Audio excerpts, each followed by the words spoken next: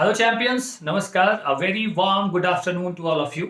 आज का ये वीडियो बहुत ही खास होने वाला है क्योंकि आपकी परीक्षाएं आपके बहुत नज़दीक आ गई हैं और ऐसे में चूंकि पिछले साल कोविड की वजह से आपको प्रमोट कर दिया गया, जो ईयरली सिस्टम के स्टूडेंट हैं, तो उन्हें ये बहुत सारे ऐसे बच्चे हैं जो खासतौर पे फर्स्ट ईयर में आए हुए हैं और जो फर्स्ट ईयर से सेकेंड ईयर में गए हैं, उन्हें ये पता नहीं है कि पेपर का पैटर्न क्या होता है। जो एनुअल एग्जाम्स परीक्षा जो होती है, किस तरह के प्रश्न उसमें पूछे जाते हैं, उनका उसमें जो मार्क्स होते हैं किस तरह से उनको डिवाइड किया जाता है, शॉर्ट आंसर के कितने प्रश्न होते हैं, ऑब्जेक्टिव के कितने प्रश्न होते हैं, लॉन्ग आंसर के कितने प्रश्न होते हैं। तो इन सभी विषयों को मैं बहुत बारीकी के साथ एग्जाम्पल के साथ क्वेश्चन पेपर लेके आया हूं।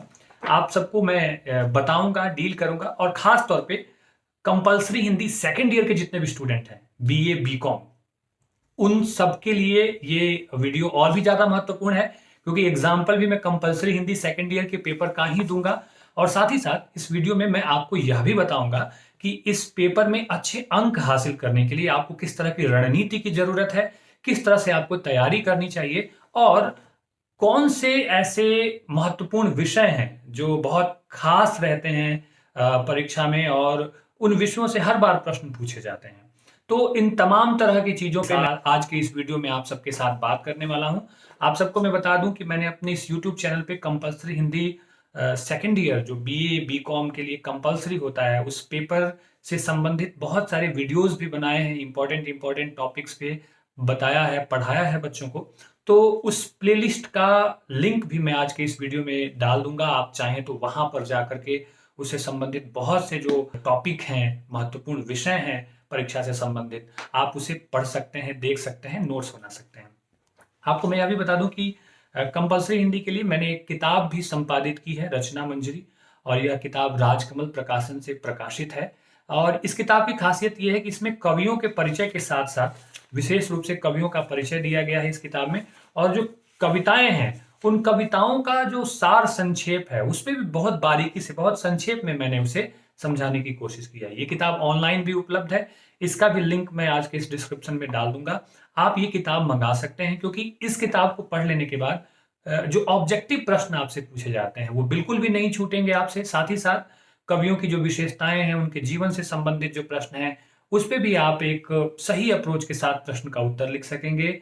और कविताओं की जो व्याख्या है, सार संदर्भ में उसकी व्याख्या इस किताब में आपको मिलेगी। तो आप चाहें तो ये किताब ऑनलाइन भी आप मंगा सकते हैं अमेजोन से, उसका सारा लिंक मैं आपको दे दूंगा और आप पढ़ सकते हैं। चलिए, बहरहाल बात करते हैं एग्जाम का पैटर्न क्या है। पहले हम बात करेंगे एग्जाम का पैटर्न क्या है, फिर उसके बाद मैं आपको बताऊंगा कि प्रश्न कैसे पूछे जाते हैं, और तब अंत में मैं आपको बताऊंगा कि इस बार कौन कौन से जो ऐसे टॉपिक हैं, जो बहुत ही हॉट टॉपिक जिसे आप कह सकते हैं, या इंपॉर्टेंट टॉपिक। वैसे परीक्षा से संबंधित सिलेबस का हर एक हिस्सा बहुत इंपॉर्टेंट होता है और एक अच्छे विद्यार्थी को चाहिए कि वो किसी भी विषय को, किसी भी बिंदु को बिल्कुल भी ना छोड़े, वह पूरी तैयारी के साथ जाए। लेकिन इसके साथ साथ कुछ रणनीति भी बहुत जरूरी होती है अच्छे अंकों के लिए। मैं इसके बाद एक वीडियो पोस्ट करूंगा, उसमें मैं स्पेशली इस बारे में आपके साथ बात करूंगा कि परीक्षा में अच्छे अंक हासिल करने के लिए आपको क्या करना चाहिए, किस तरह से प्रश्नों का उत्तर लिखना चाहिए, किस क्रम में लिखना चाहिए, क्या क्या उसके लिए रणनीति है, आंसर राइटिंग में कौन सी ऐसी बातें जिनका आपको ध्यान रखना चाहिए ताकि आपको अच्छे अंक आए। तो इसके बाद मैं उस पर बहुत जल्दी एक वीडियो पोस्ट करने वाला हूं। तो बहरहाल आइए, मैं आज आपसे बात करता हूं compulsory Hindi second year BA BCom के जो स्टूडेंट हैं, उनकी परीक्षा जो होने वाली है, उसमें पेपर का पैटर्न क्या होने वाले हैं और किस तरह से प्रश्न पूछे जाएंगे। तो सबसे पहला कुल 5 प्रश्न पूछे जाएंगे।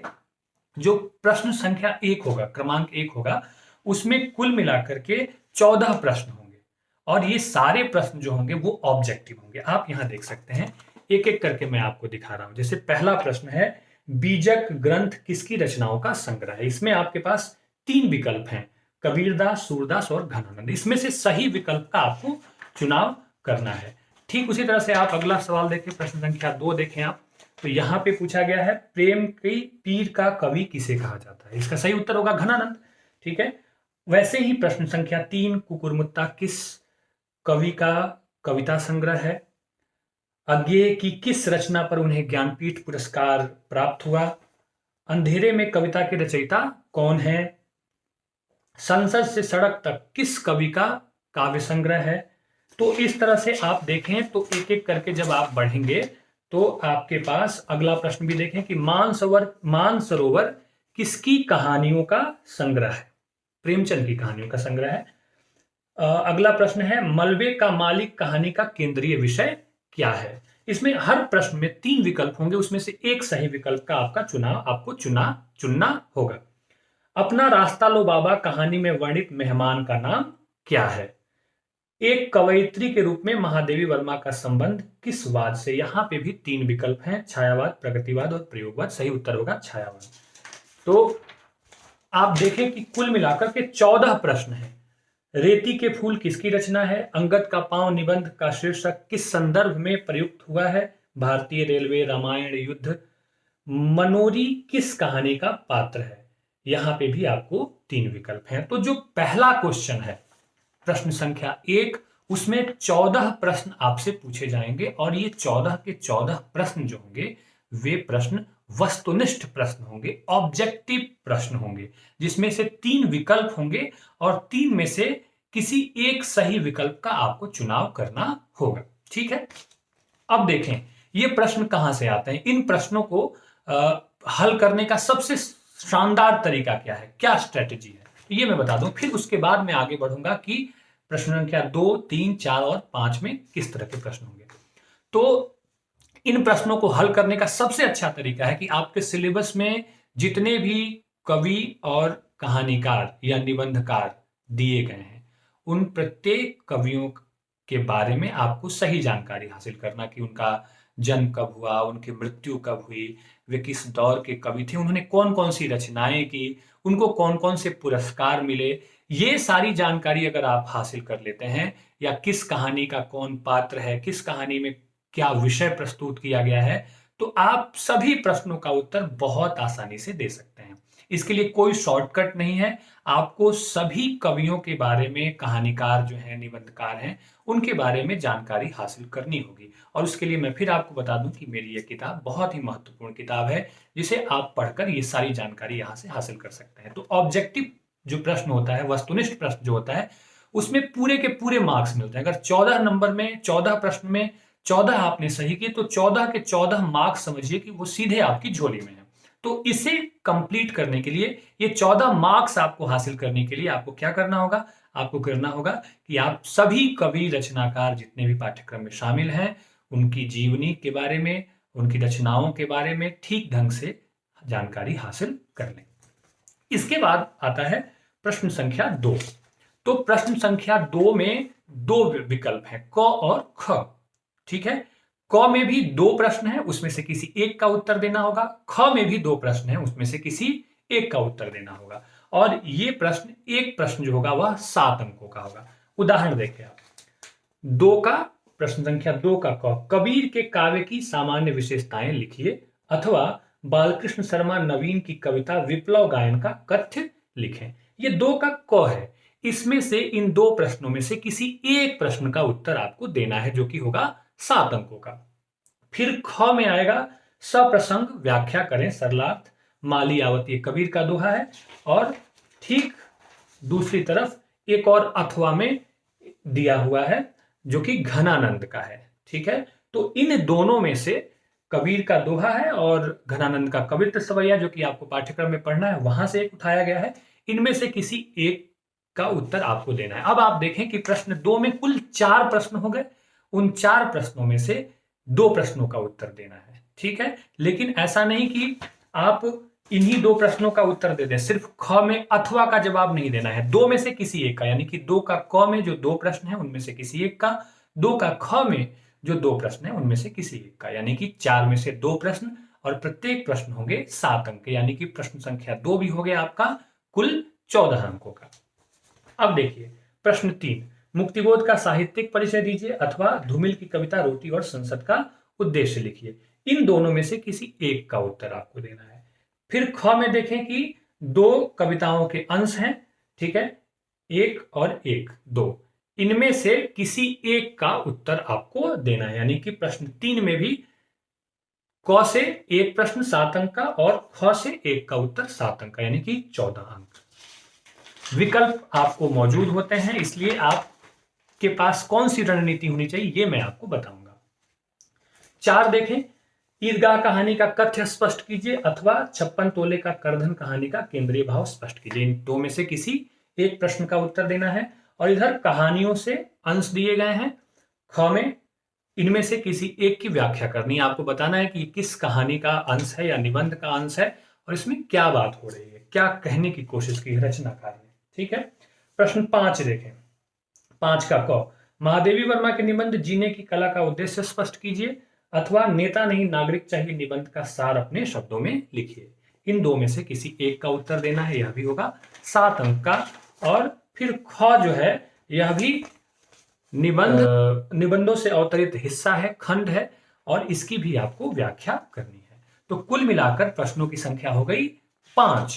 पहला प्रश्न 14 अंकों का वस्तुनिष्ठ होगा। दूसरा प्रश्न होगा उसमें उसके 2 भाग होंगे, क और ख।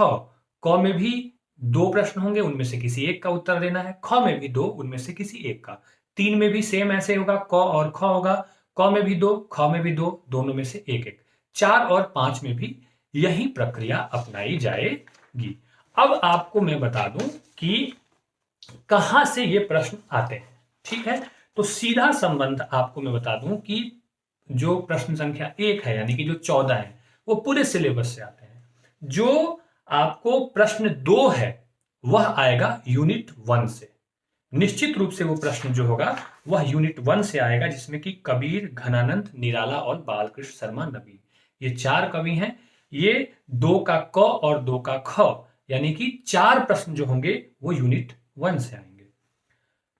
प्रश्न संख्या 3 जो होगा वह आएगा यूनिट 2 से, यानी कि 3 का क और 3 का ख। क में भी 2 प्रश्न और ख में भी 2 प्रश्न, कुल 4 प्रश्न आएंगे, वो आएंगे यूनिट 2 से। और इसमें जो कवि साहित्यकार हैं वो है अज्ञेय, मुक्तिबोध और धूमिल। ठीक है, आगे समझ में। प्रश्न संख्या 4 जो होगा वह आएगा यूनिट 3 से। प्रश्न 4 में भी 2 प्रश्न क में और 2 प्रश्न ख में, कुल 4 प्रश्न, उनमें से उत्तर देने होंगे आपको 2 प्रश्नों के। वह आएगा यूनिट 3 से, जिसमें कि आपको पढ़ना है प्रेमचंद, मोहन राकेश, काशीनाथ और उदय प्रकाश। इनकी कहानियां दी हुई हैं पाठ्यक्रम में, वो आपको पता है। ठीक है, प्रश्न संख्या 5 में भी 2 प्रश्न आएंगे। 2 प्रश्नों के उत्तर आपको लिखने हैं, कुल 4 होंगे विकल्प आपके। वो प्रश्न आएंगे यूनिट 4 से, महादेवी वर्मा, दिनकर और श्रीलाल शुक्ल। तो ये रहेगा पूरा पैटर्न आपको, कि आपको ये समझ लेना होगा कि कौन सा प्रश्न किस यूनिट से आएगा। अब मैं आपको बता दूं कि मुझे ऐसा लगता है कि आपको तैयारी जो करनी चाहिए परीक्षा की वो एक रणनीति के तहत करनी चाहिए। ऐसा नहीं कि यूनिट 1 आप पूरा पढ़ लें और बाकी सारा छोड़ दें, तो ऐसे तो काम चलेगा नहीं। तो आपको चुनाव, एक सेलेक्टिव अप्रोच, वैसे बेहतर स्थिति ये होती है कि आप सब कुछ पढ़ें, कुछ भी छूटे नहीं। लेकिन मुझे ऐसा लगता है कि जो महत्वपूर्ण बिंदु हो सकते हैं आपकी परीक्षाओं के, जिनमें से प्रश्न आपके छूटेंगे नहीं, ऑलमोस्ट आपको जिनमें से प्रश्न अक्सर आते ही आते हैं और वो महत्वपूर्ण हिस्सा है, तो मेरे लिहाज से यूनिट 1 से कबीर, घनानंद और निराला, इन्हें निश्चित रूप से पढ़ें। इनका जीवन परिचय, इनका साहित्यिक परिचय, इनकी काव्यगत विशेषताएं, इनके दोहे, इनकी कविताओं के बारे में आप पूरी जानकारी हासिल कर लें। वीडियो की जो प्लेलिस्ट है इसके डिस्क्रिप्शन में, वहां पे कबीर के दोहे, घनानंद, ये सब आपको मिल जाएगा, उसे आप देख लीजिएगा। यूनिट 2 में मुझे ऐसा लगता है कि अज्ञेय और धूमिल बहुत महत्वपूर्ण है। अज्ञेय की कविता दुर्वांचल और धूमिल की कविता रोटी और संसद, दूसरी कविता उनकी दस्तक। तो यूनिट 2 से अज्ञेय और धूमिल को बिल्कुल भी ना छोड़ें, बहुत महत्वपूर्ण है ये। यूनिट 3 से मोहन राकेश की कहानी मलबे का मालिक और प्रेमचंद की कहानी ईदगाह, ये निश्चित रूप से पढ़ें। यूनिट 4 जो है, और जब मैं ये कह रहा हूँ, जिन कहानीकारों और रचनाकारों का मैं नाम बता रहा हूँ, तो सिर्फ उनकी कहानियां ही नहीं, उनका जीवन परिचय, उनके साहित्य के बारे में, उनके योगदान के बारे में, ये सारी जानकारी भी आपको होनी चाहिए, क्योंकि उनके बारे में भी आपसे प्रश्न पूछे जा सकते हैं। यूनिट 4 मैं कहूंगा कि बिल्कुल कंप्लीट करें आप। जीने की कला, महादेवी वर्मा, दिनकर का निबंध नेता नहीं नागरिक चाहिए, और श्रीलाल शुक्ल का निबंध अंगद का पांव, ये तीनों निबंध निश्चित रूप से पढ़ें और इनके बारे में जानकारी भी हासिल करें, क्योंकि व्याख्या का हिस्सा तभी आप ठीक ढंग से लिख पाएंगे जब आपको यह पता होगा कि जो प्रस्तुत अंश है कहानी या कविता का वह किस कहानी का या किस कविता का है। तो आप देखें कि कुल मिलाकर जो एक रणनीति ठीक रणनीति के तहत अगर आप तैयारी करना चाहते हैं तो आप जो महत्वपूर्ण कवि और कहानीकार जिनका मैं नाम लूंगा उस पे आप पूरा ध्यान दें। कबीर, घनानंद, निराला, अज्ञे और धूमिल, मोहन राकेश, प्रेमचंद, महादेवी वर्मा, दिनकर और श्रीलाल शुक्ल, इनके जीवन के बारे में और इनकी रचनाओं के बारे में एक सम्यक जानकारी हासिल करें। प्रत्येक कहानी और निबंध को ठीक ढंग से पढ़ें ताकि आप प्रश्न का उत्तर सही ढंग से लिख पाएं। बाकी इस किताब में मैं फिर से कहूंगा कि ये किताब महत्वपूर्ण है, खासतौर पे काव्य खंड के लिए और कवियों लेखकों के परिचय के लिए। मैं परीक्षा का जो प्रीवियस ईयर क्वेश्चन पेपर है वो मैं अपने टेलीग्राम चैनल पे भी डाल दूंगा, आप वहां पे भी देख लीजिएगा। और कुछ पिछले सालों के भी जो क्वेश्चन पेपर हैं वो भी मैं वहां पे डाल दूंगा। और आप देखें कि एक पूरा पैटर्न आप बना लें यूनिट वाइज अपनी एक डायरी में, एक नोटबुक में, और उस हिसाब से आप परीक्षा की तैयारी करें। निश्चित रूप से आपको अच्छे अंक आएंगे। कल के वीडियो में मैं आपको ये बताऊंगा कि कैसे आप परीक्षा में अच्छे अंक हासिल कर सकते हैं, उसका ट्रिक क्या होगा। तो ऑल द वेरी बेस्ट, मेरी बहुत सारी शुभकामनाएं आप सबके साथ और मुझे उम्मीद है कि आप बहुत बेहतर प्रदर्शन करेंगे। तो कल मिलेंगे एक और नए वीडियो में।